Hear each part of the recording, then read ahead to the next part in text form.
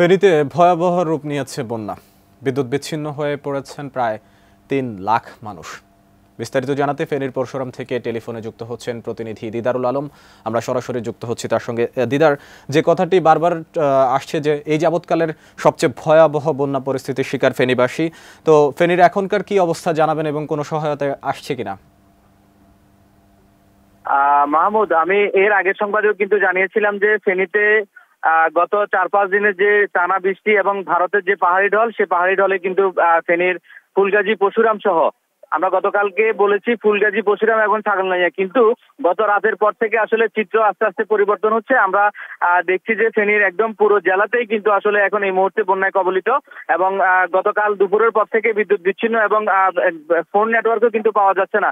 মাঝে মাঝে হয়তো ফোন নেটওয়ার্ক পাওয়া যাচ্ছে এবং এই বিদ্যুৎ বিচ্ছিন্ন হওয়ার কারণে কিন্তু মূলত এখানকার যারা উদ্ধার কাজ করছেন গতকালকে থেকে সেনাবাহিনী, কোস্টগার্ড এবং বিজিবি, তারা কিন্তু আসলে ফেনীর পরশুরামে প্রায় 25টি স্পিড বোট নিয়ে কিন্তু তারা তাদের উদ্ধার কাজ চালাচ্ছেন।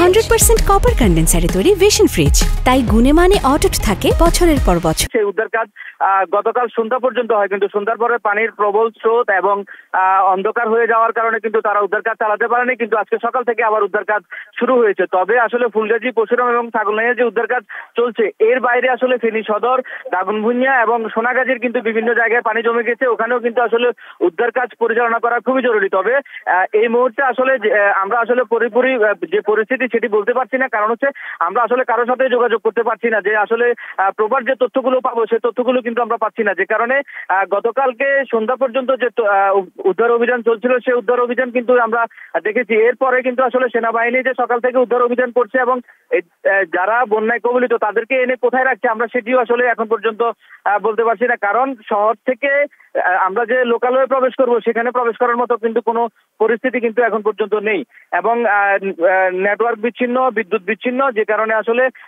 সবাই এক প্রকার বিচ্ছিন্নভাবে পড়ছে। তবে আমরা অনেক প্রবীণের সাথে কথা বলেছি, তারা বলছেন যে গত 30 বছরে আসলে ফেনীর মানুষ এরকম ভয়াল বন্যা আর কখনো দেখেনি।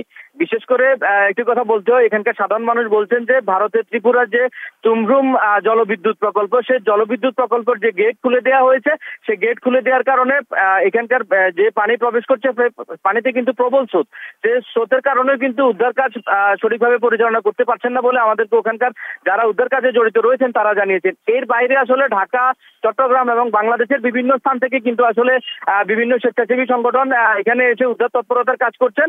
পাশাপাশি এখানকার যারা বন্যায় কবলিত হয়েছেন তাদেরকে কিন্তু শুকনো খাবারের ব্যবস্থা করছেন, আমরা জানতে পেরেছি। জি মাহমুদ, এই ছিল আমার কাছে ফেনী থেকে সর্বশেষ।